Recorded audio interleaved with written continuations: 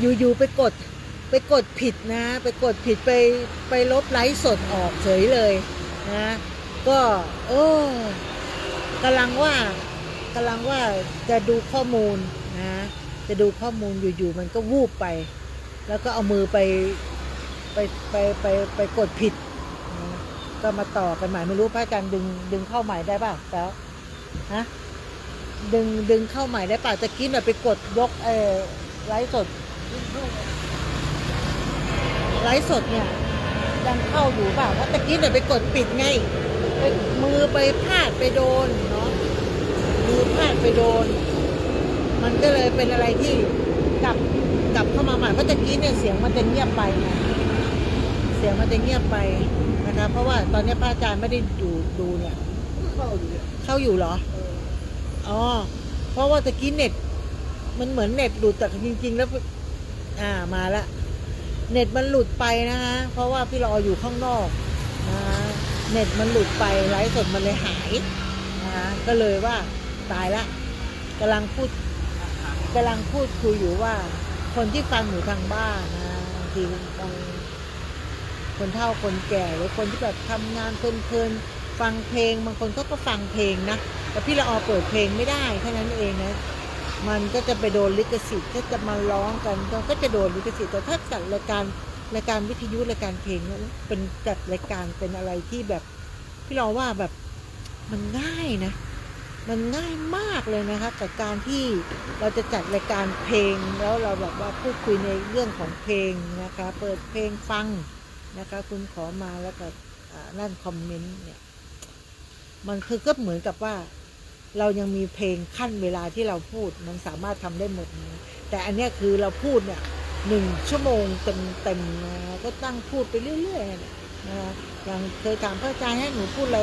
พี่เราก็พูดไปเนี่ยในภาวะปกติของเราณตอนนี้นะคะก็เหมือนกับภาวะปกติคือเราอยู่หลังมอนะเด็กๆเหมือนที่พี่เราพูดตอนต้นรายการว่าน้องๆก็มาถามว่าพี่เราเดี๋ยวนี้ไม่จัดรายการผีแล้วเหรอบอกว่าไม่แล้วล่ะเพราะว่าไม่อยากเจอไม่อยากคือกลัวเ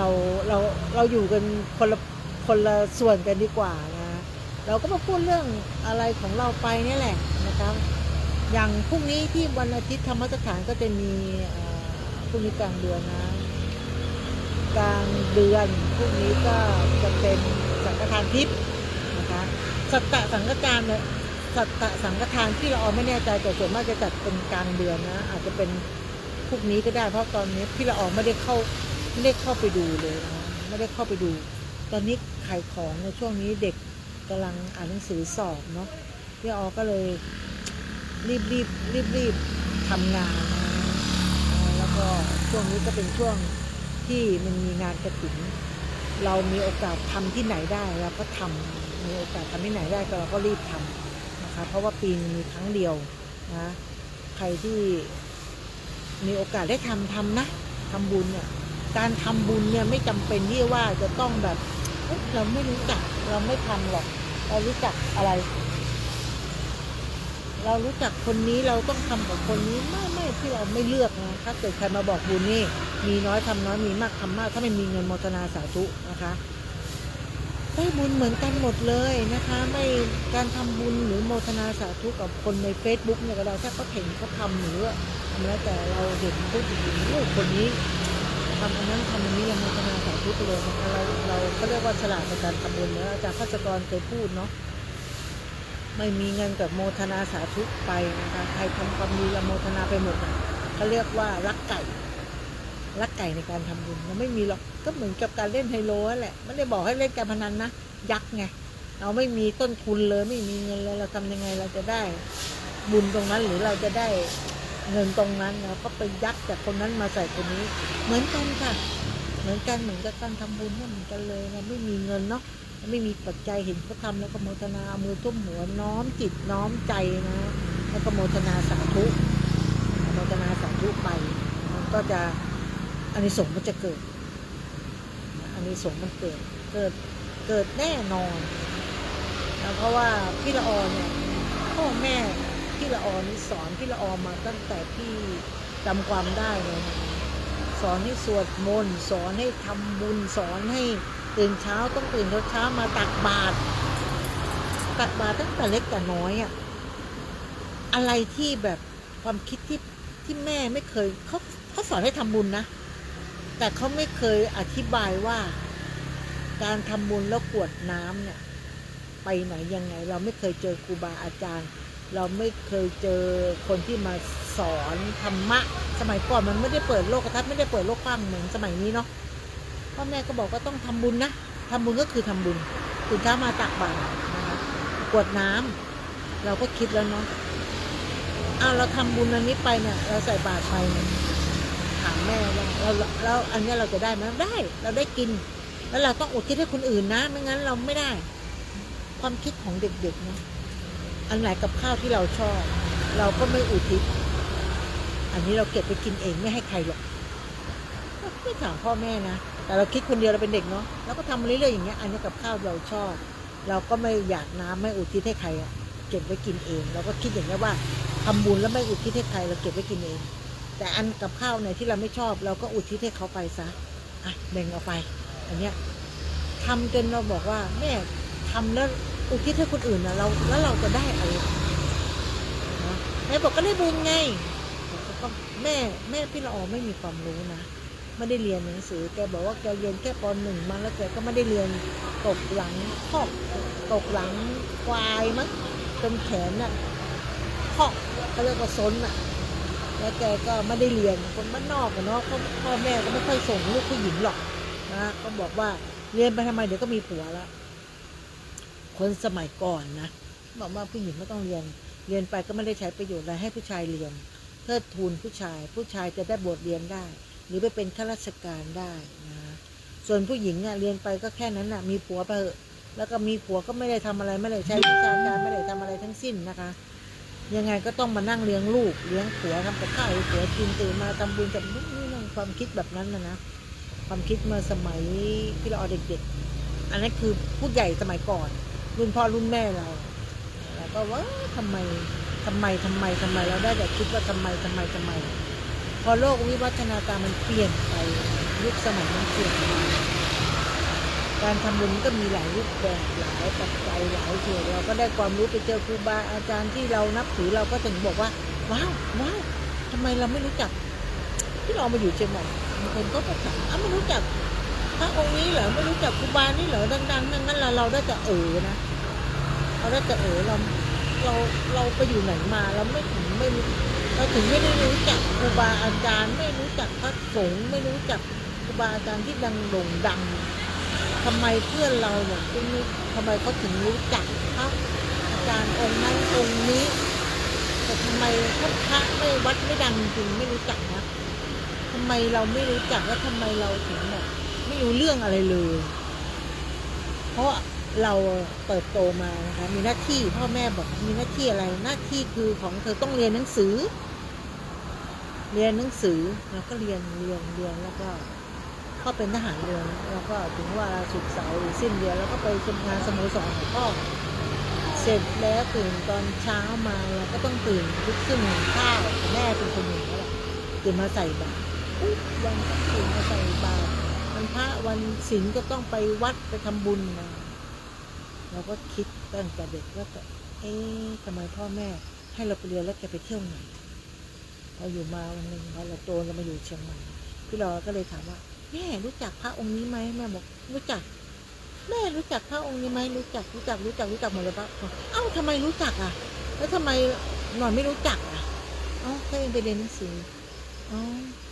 ทำไมพ่อแม่เราช่างมีจังเลยได้พบครูบาอาจารย์นะคะผู้โด่งดังทั้งนั้นเลยรู้จักหมดเลยไปที่นั่นที่นี่เราก็ไม่เคยรู้จักพอในรุ่นเราเนี่ยพ่อแม่ไม่ได้สอนเขาเรียกว่ารุ่นพี่ละออนรุ่นพ่อแม่ปากหนักจริงๆนะรุ่นพี่ละออนเนี่ยรุ่นพ่อแม่ปากหนักนะปากหนักยังไงคือปากหนักแบบไปทำอะไรไม่บอกไม่พูดไม่สอนไม่เล่าบอกก็ให้ทำนี้ก็ทำไปมีหน้าที่ทำก็ทำไปทำไมไม่บอกที่มาที่ไปและเหตุและผลแต่พี่ละออมีความคิดเกินคนอื่นที่ว่าเด็กบางคนรุ่นพี่ละออเขาก็ไม่ได้สนใจนะว่าไม่จำเป็นต้องไปอยากรู้ทำไมจำเป็นต้อง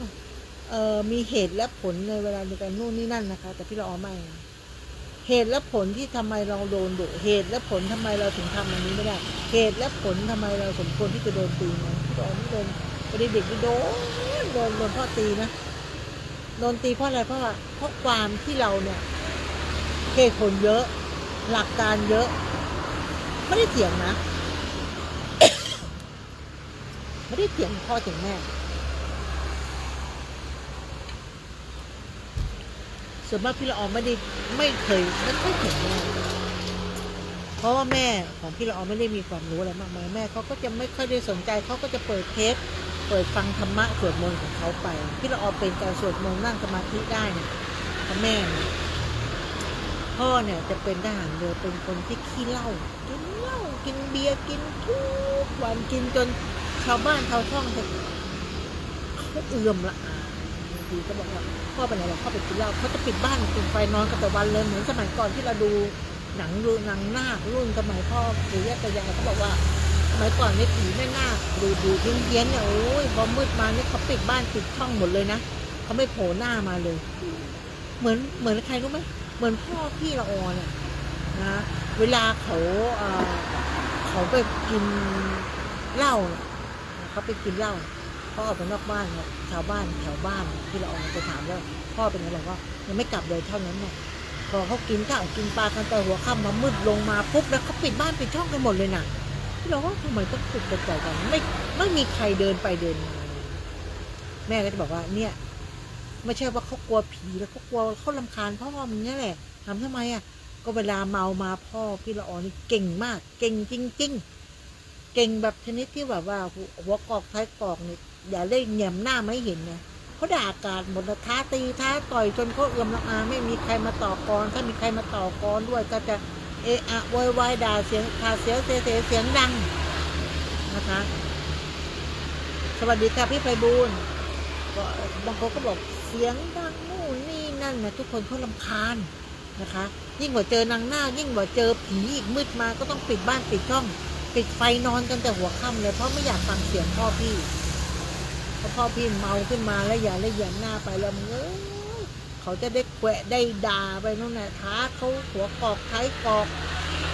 ที่เราอ่อนนี่แบบเป็นอะไรที่เอื่อมละอามากนะแต่วันไหนที่พ่อไม่กินเหล้าเมายานะมีความสุข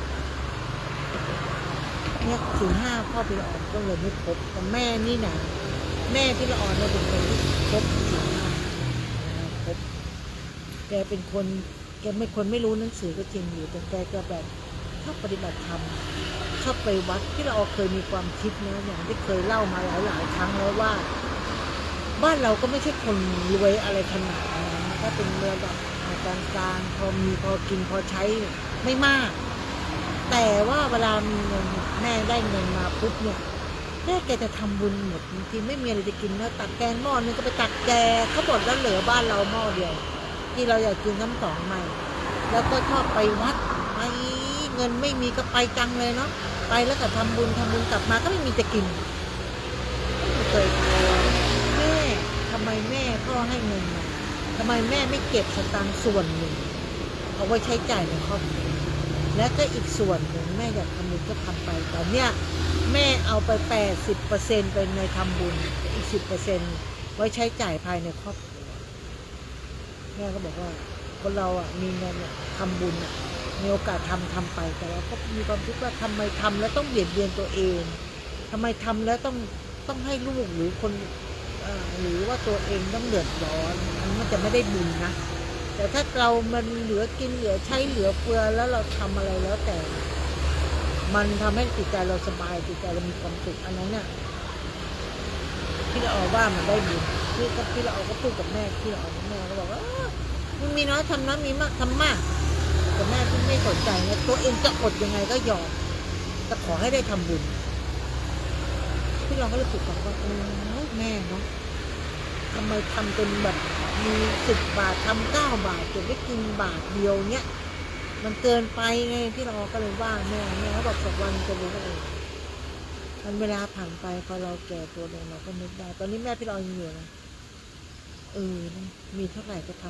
ำถ้ายิ่งถูกใจพระองค์นี้ที่ว่าไม่ได้ไปฉันชู้สาวนะแต่เนี่ยท่านปฏิบัติดีปฏิบัติชอบทำทุกอย่างเพื่อ พระพุทธศาสนาเราทุ่มเทนะเพราะเราไม่รู้เบื้องหน้าเบื้องหลังเราคิดอย่างเดียวว่าเราศรัทธาในผ้าเหลืองเราก็หวัดดีไหว้ไปในผ้าเหลืองเราก็เริ่มมาอยู่เชียงใหม่ก็เริ่มศึกษาเริ่มเรียนรู้ในการพบครูบาอาจารย์ต่างๆเนี้ยก็ในที่แบบที่เราก็คือสิ้นปีก็จะหายากหน่อยเพราะว่าเราเป็นคนพุทธเราก็ต้องทำบุญเราเป็นคนพุทธนะถ้าไม่ทำบุญนี่ก็ไม่ไหวจะสวัสดีพี่ไพบูลย์ด้วยนะคะแล้วก็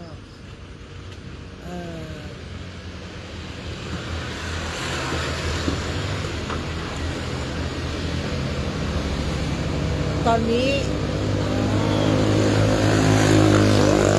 ช่วงนี้นะคะมันใกล้นะคะใกล้นักศึกษามช.เขาจะเตรียมขึ้นดอยนะเขาจะเตรียมขึ้นดอยมันก็ใกล้วาระที่เขาจะช่วงนับเวลานี้หลังธรรมสถานเลยนักท่องเที่ยวหรือนักศึกษาเนี่ยเดินขึ้นดอยกันเป็นว่านเล่นเลยนะวันนึงไม่รู้กี่รอบเลยนะเดินเพื่อให้ร่างกายมันแข็งแรงแล้วก็พอได้ปุ๊บเดือนหน้าเขาก็จะมาเขาเรียกว่ามาฝึกซ้อมพอสวกันตอนนี้ก็เข้ามาก็คือมาตรวจดูว่าบ้านนี้มีอะไรสึกหรอไหมบ้านนี้ทำอะไรบ้างเบิกสิ่งของไม่ใช่ว่าเบิกคนง่ายๆนะเบิกยากนะคะก็นั่นแหละอย่างที่เราออกคุยนั่นแหละ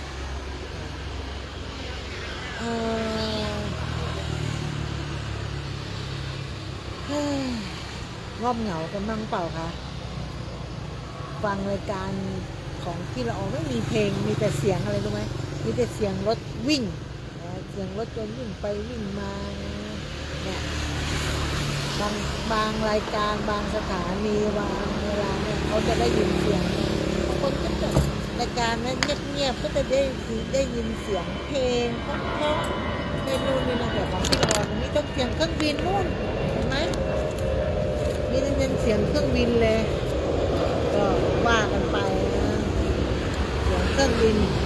แล้วก็จะมีเสียงก็ป้าอย่างเสียงพี่ละออนไม่ก็ได้ยินพี่ละออว่างนะพี่ละออจะต้องได้ซื้อใหม่เสียบนะอันนี้คือมันต้องตะโกนไงตะโกนแข่งกับเสียงรถแข่งกับเสียงรถเมื่อก่อนไปจัดในห้องส่งจัดในห้องเหมือนมันไม่ทันจริงไม่งั้นพี่ละออต้องแบบ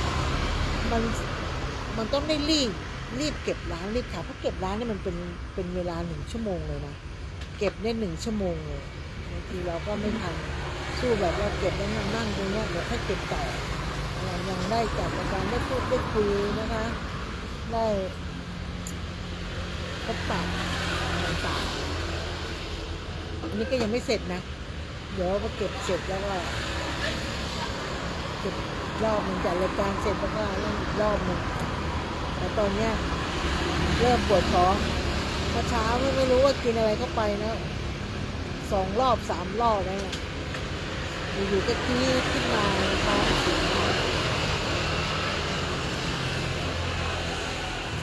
ก็วันนั้นไปงานกฐินนะก็เห็นพระเพื่อนแล้วก็นานๆเจอเห็นแกก็เจริญก้าวหน้าในทางธรรมเนาะแล้วก็มีความสุขแล้วก็แล้วก็มีความสุขที่ว่าเจอพระเพื่อนที่แบบใฝ่ในพระพุทธศาสนาแล้วก็มาบริจาคโอ้เครียดพี่ละออนได้เป็นโรคอยู่ชนิดแต่เครียดแล้วมันปวดท้องเครียดแล้วปวดท้องตอนนี้อยู่ข้างนอกแล้วมันไกลอย่าปวดใจเย็นเนี่ยรายการของพี่ละออนมันเรียวๆเลยเลยปวดท้องก็บอกเข้าห้องน้ำได้ไม่ได้ห้องน้ำไม่มีดีนะถ้าเกิดจัดอยู่ที่ห้องนะพี่ละออกกำลังไลฟ์สดสงสัยได้ถือกล้องถือโทรศัพท์เข้าห้องน้ำแล้วเป็นไลฟ์แน่ๆเลยตายจะมาเป็นอะไรเวลานี้ไม่ได้นะ งานประชาสัมพันธ์ตอนนี้ตอนที่คนตกงานเยอะคนตกงานเยอะบอกตรงเพราะว่าอะไรนักศึกษาจบไปปีนึงมันเยอะมากมายบางคนก็จบมาไม่มีงานทำนะก็ต้องหางานทำแล้วกว่าจะได้นะแล้วคนจบปีนึงเนี่ยอย่างเชียงใหม่ในมอจบไปก็โหหลายพันนะคะมอไม่จบหลายพันเลยทุกคนจบมาต้องหางานทำแล้วบริษัทห้างร้านสมมติมีอยู่สิบบริษัทแต่นักศึกษาเนี่ยแต่ละปีเนี่ยต้องมาจบออกมาไม่มีงานทำนะไม่มีงานทำก็เตะฝุ่นไปวันๆเนี่ยจะเอางานที่ไหนมารองรับเขาไม่มีงานเลยเพราะว่าเขาจบมาเขาก็มีไฟที่อยากจะทำคนเก่าๆก็โอ้กูจบมานานกูไม่มีงานทำเลยงานดีๆไม่มีเลยเป็นหลักเป็นแหล่งนะคะก็นั่นแหละอย่าไปมีพอนึกถึงนี้แล้วไม่อยากมีลูกนะไม่อยากมีลูกแล้วอยากขอพวกนี้กับพวกนี้เอาไปซ้อนมาเองมาทำอะไรนะพกช้อนมาเองเลยนะเพื่อเรามาแกะกล่องแล้วจัดรายการ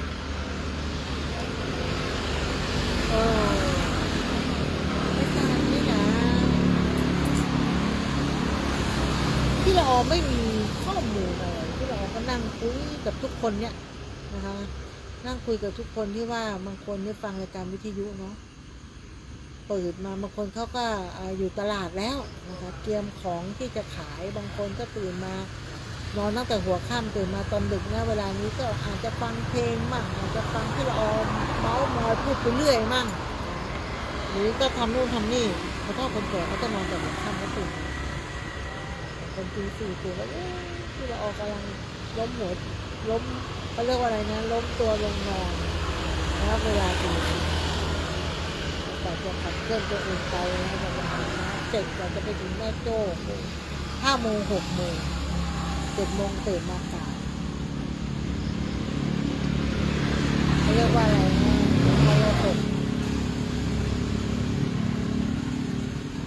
เขาเรียกว่าทรหดมากตอนนี้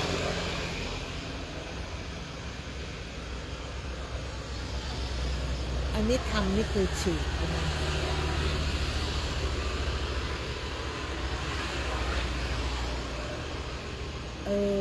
กำลังไปคิดเรื่องชุดคนละประเด็นกำลังคิดอยู่ว่าที่เราจะพูดเรื่องอะไรต่อ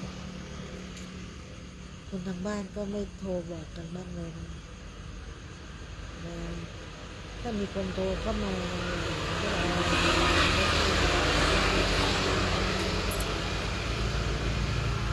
อันนี้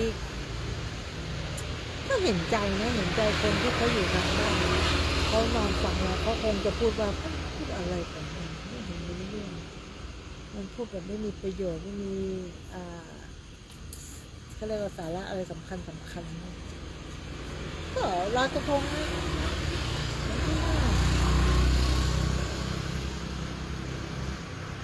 4 5 6วันที่ 4ลองไปวันที่ 5มาจะเป็นเล็กวันที่ 6จะเป็นนะคะก็เจอกระทงบางทีเขาก็ทำบุญนะทำ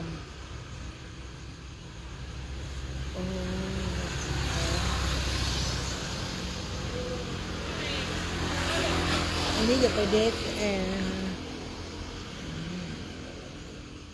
เดี๋ยวจะบอกว่าเอ๊ะทำไมรายการที่เราเอามันเงียบไปจังเลยนะไม่ได้พูดได้คุยนะคะก็พูดคุยอยู่นะคะ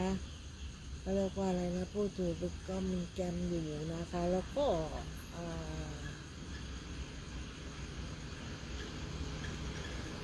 อันนี้มันก็เริ่มเงียบคนเริ่มไม่มีก็นะฮะคือฟังพูดไปเนี่ยเสียงเราต้องตะโกนแข่งไงเพราะว่าเสียงมันรอบข้างมันดัง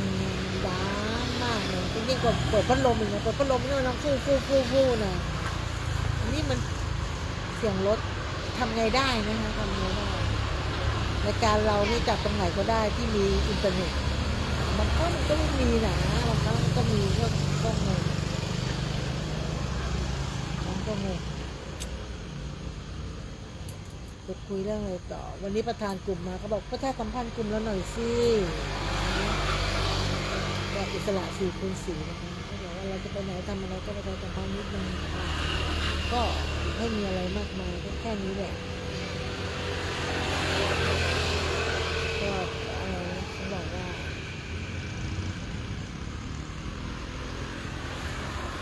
พี่ไพบูลย์อันนั้นมันคืองานอะไรนะแปลว่าที่เราไปแต่ละวัดอันนั้นพ่อป่าหรืออะไรที่เราไปกับ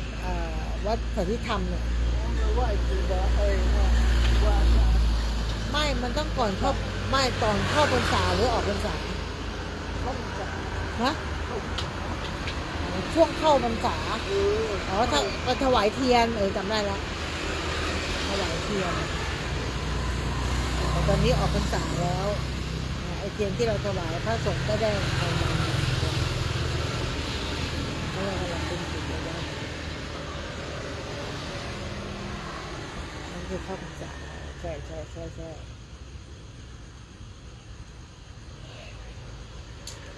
เบื่อพี่เราบ้างไหมเนี่ยพี่เราคุยอะไรก็ไม่รู้เนาะนั่งเมาส์มอยอยู่คนเดียว1 ชั่วโมงเนี่ยเมาส์พูดไปเรื่อยเฉยแฉะนะหาสาระอะไรไม่ได้นะทั้งวันนะมีฟังสาระมาทั้งวันแล้วก็พอมืดมาดึกมานี่อาทิตย์ฟังพี่ละออไลฟ์แบบไลฟ์สาระมากก็ฟังหูไว้หูแล้วกันแล้ววันนี้คืนนี้พี่ละออจะมาเล่าเรื่องหลอนให้ฟังต้องขออนุญาตเขาไหมเรียบร้อยกันไปซื้อซัว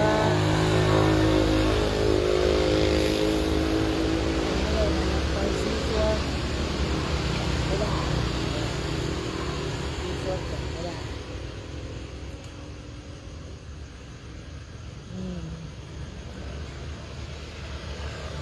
ทำยังไงมีคนเข้ามาดูคืออย่าไปแปลกใจนะว่าทำไมพี่ละออถึงได้มาอยู่ตรงนี้นะคือตอนที่พูดคุยนะจัดแล้วก็อยู่ตรงเนี้ยก็เป็นเวลาก็เป็นอะไรก็เป็นเวลาก็จะเบียดเจ้ามาเบียดเจ้ามาก็เป็นเหมือนว่า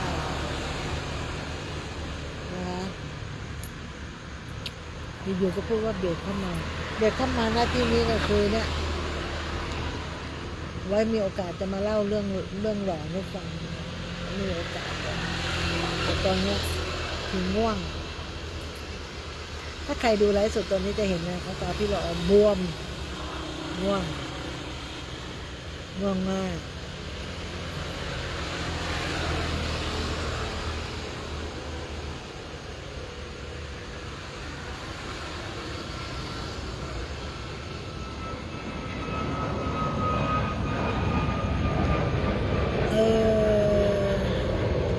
ถ้าเราหยุดไปมันจะเดทแอร์ก็พรุ่งนี้นะคะวันอาทิตย์ที่ธรรมสถานนะกับสังฆทานทิศก็เรียนเชิญกันได้นะคะตั้งแต่เวลา 9:30 น.เป็นต้นไปส่วนวันวัดก็จะมีทุกวันเสาร์นะคะวันวัดก็ประชาสัมพันธ์อะไรตรงไหนยังไง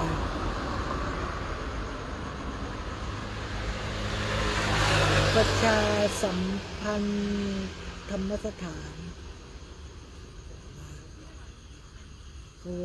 ธรรมสถานก็หวานดีแล้วก็ประชาสัมพันธ์ให้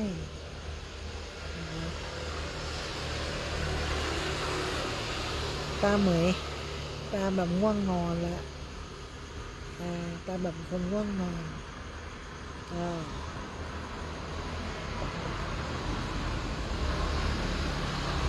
อะไรนะ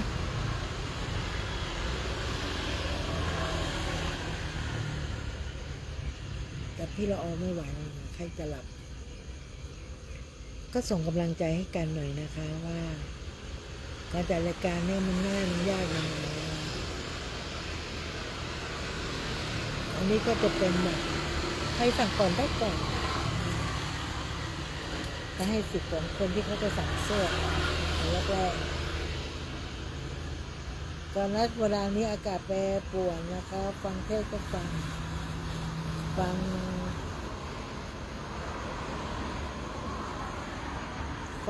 ฟังรายการวิทยุก็จะเห็นหน้ากันแต่ถ้าเราสดมันก็ไม่เห็นหน้าเพราะว่าเอ็นร้อยกว่าเอ็นตรงนี้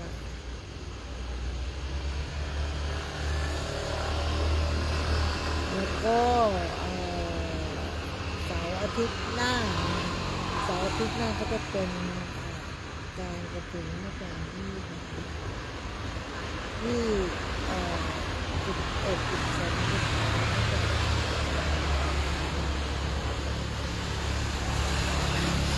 ก็จะพูดว่าอะไรดียังไม่หมดเวลานะคะ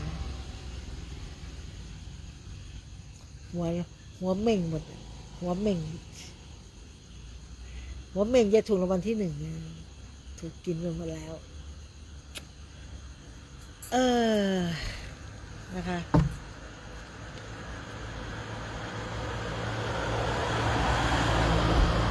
นิ้วก็จะบวมเป็นนิ้วล็อกรอดทำงานเป็นนิ้วล็อกจับของอะไรไม่ค่อยมีแรงแปลกเมื่อคนทำงานใช้มือเดียวแต่นิ้วล็อกเนี่ยมันทำปัญหาได้สร้างปัญหาให้กับตัวเองอย่างมากๆเลยนะคะก็วันนี้คุณพี่ละออก็คงไม่มีอะไรที่จะฝากไม่มีอะไรที่จะพูดมากมายขนาดนั้นนะคะก็ด้วยความคิดถึงความห่วงใยของทุกๆคนนะคะก็เลยมาจัดแล้วก็มาพูดมาคุยกันนั่นแหละไม่มีอะไรหรอกเราอยากทำอะไรเราอยากกินอะไรแล้วก็มาแชร์ประสบการณ์กันนะคะแต่มันก็หลายปัจจัยหลายเหตุที่อยู่กับว่าเราชอบทำอะไรแบบไหนแล้วทำให้ตัวเองมีความสุขเราคิดแบบสำหรับวันนี้นะคะก็ยังไม่ถึงเวลาอีกตั้ง1 นาทีจะมารับมาลาก่อนไม่ได้จะเข้ารายการเดี๋ยวรายการก็ยังอะไรเขาเรียกว่าล่วงเลยเวลาไปอีกนะล่วงเลยเวลาไปอีกเพราะตอนนี้เข้าสู่ระบบไม่ได้ปวดหัวกับโทรศัพท์มากๆสงสัยมันจะได้เครื่องใหม่ไงบางทีนั่งดูอยู่ YouTube อยู่ก็แสง YouTube 2 เครื่องหายแซ่บหมดเลยแล้วไปเสียงนี้มันก็หายหมดเลยก็งงกันว่าไปเสียบทำไมแล้วเราเสียบทำไม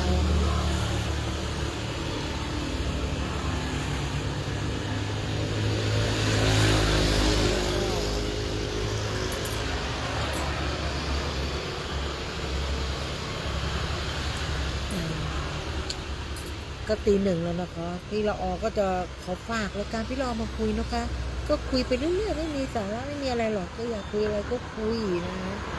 อั้นมา1 อาทิตย์พูดอะไรก็พูดไปนะมันทำอะไรไม่ได้มากกว่านี้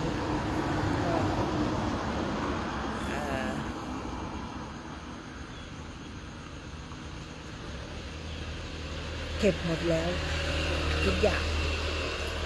ขณะจัดรายการอยู่นะหูแว่วๆว่า3 ชั้นไม่มีแล้วเหรอที่เราสะดุ้งมามองเอ้าฉันเก็บร้านหมดแล้วเนี่ยบางทีบางครั้งมันจิตตกนะมันใจจดใจจ่ออยู่กับอะไรมันก็จะเห็นอันนั้นนะคะ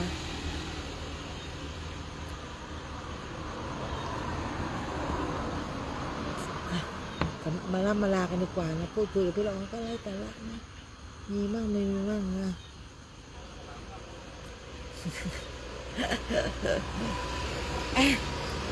จบกันหลายรอบแล้วนะคะจบหลายรอบแล้วก็สำหรับค่ำคืนนี้นะคะก็ฝากความคิดถึงความห่วงใยขอให้คุณแม่คุณป้าพี่ป้าน้าอาก็คือสุขภาพแข็งแรงนะคะพี่ละออก็จะส่งกำลังใจทุกๆคนนะคะที่ทำงานหนักก็ขอให้ทุกคนมีความสุขความเจริญนะ แล้วก็คืนนี้เนี่ยเขาบอกว่าการจัดรายการเขาจะปิดเนี่ยมันปิดยังไงก็เจอกันใหม่เสาร์อาทิตย์หน้านะคะสำหรับค่ำคืนนี้ราตรีสวัสดิ์บ๊ายบายค่ะ